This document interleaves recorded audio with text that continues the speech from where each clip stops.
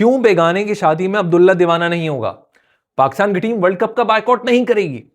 और साथ साथ पाकिस्तान की वर्ल्ड कप की टीम का ऐलान हो चुका है। अस्सलाम वालेकुम, आप सबसे रिक्वेस्ट है कि इस चैनल को सब्सक्राइब कर लें। सिर्फ 1 सेकंड लगेगा सब्सक्राइब करने के लिए।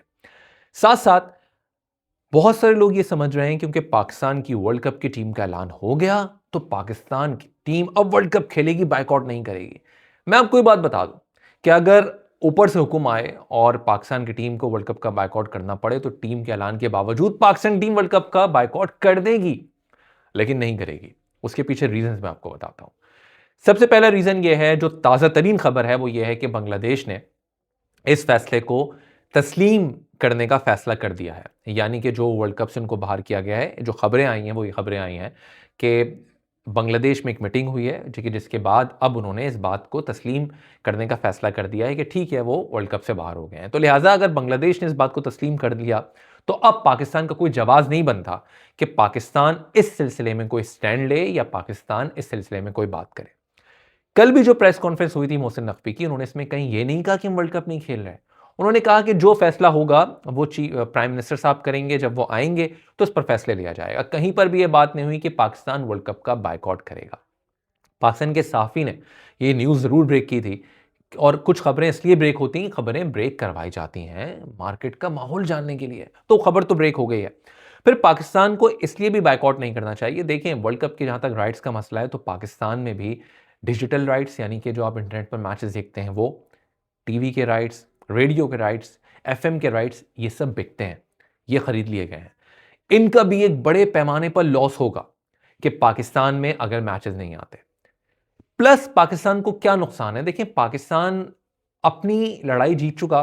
पाकिस्तान ने बीसीसीआई को घुटनों पर लेकर आ गया जब पाकिस्तान ने काउंटर किया और हाइब्रिड में पाकिस्तान जीत गया कि पाकिस्तान में इंडिया नहीं जाएगा।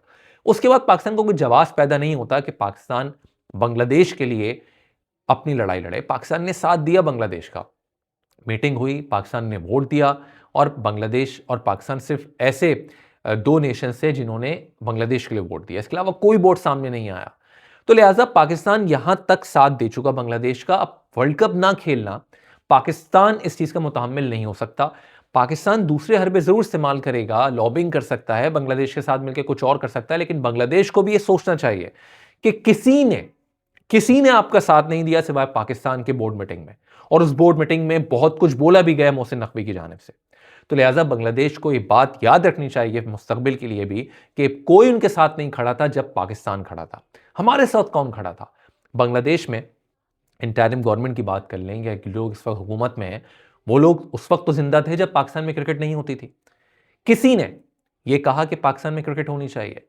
इसके लिए जरूरी नहीं आप हुकूमत में हो या ना हो, आप वैसे ही सपोर्ट करते हैं। किसी ने कहा कि पाकिस्तान में बांग्लादेश को जाके क्रिकेट खेलनी चाहिए? किसी ने साथ नहीं दिया यार।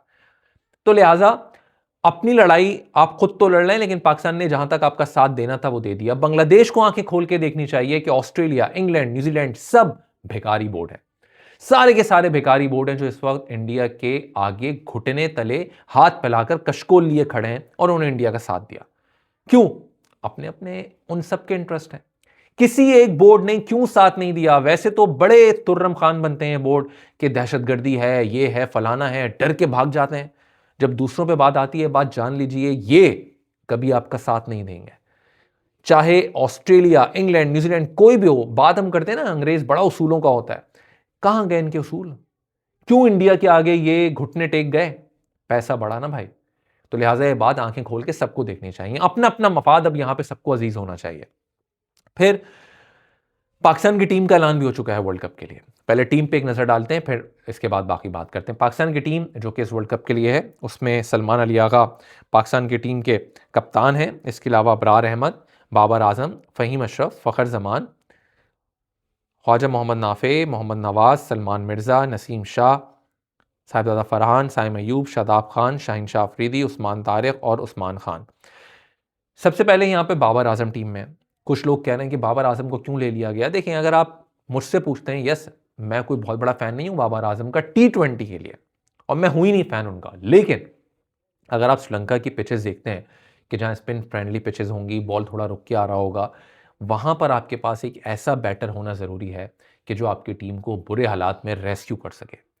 अगर रेस्क्यू करने वाला कोई नहीं होगा तो फिर कोलैप्स होगा। तो लिहाजा एक ऐसा बैटर कि अगर आपके बैटिंग यहाँ पे कोलैप्स कर रही है और एक ऐसा बैटर मौजूद है जो रेस्क्यू करके आपको एक रिस्पेक्टेबल टोटल की तरफ लेकर चला जाता है, तो आपकी बॉलिंग आपको मैच जितवा सकती है। तो लिहाजा बाबर आजम का इस टीम में होना कि जहां पर स्पिनर्स को खेलने वाला कोई अच्छा बैटर मौजूद हो, लिहाजा वोट जाता है बाबर आजम के लिए। हालांकि ये बात मैं मानता हूं कि स्लो लेफ्ट आर्म बॉलर के अगेंस्ट बाबर आजम फंस जाते हैं, नहीं खेल पाते, लेकिन फिर भी आपके पास कोई ऐसा बैटर होना चाहिए। वैसे अगर आप मुझसे पर्सनली वोट करते तो मैं शायद रिजवान को वोट करता, क्योंकि रिजवान जितना अच्छा स्पिनर्स को खेलते हैं शायद बाबर भी ना खेलते हो।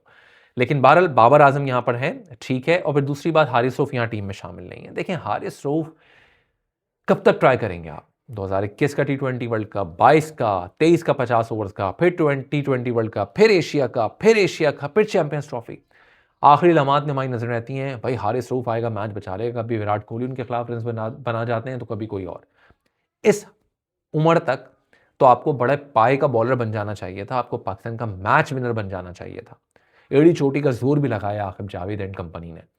पॉलिटिकली भी काफी ज्यादा प्रेशर आया, हारिस रऊफ को टीम में होना चाहिए, ये मैं आपको सही बात बता रहा हूं। लेकिन माइक हैसन ने कह दिया मुझे हारिस रऊफ नहीं चाहिए तो नहीं चाहिए।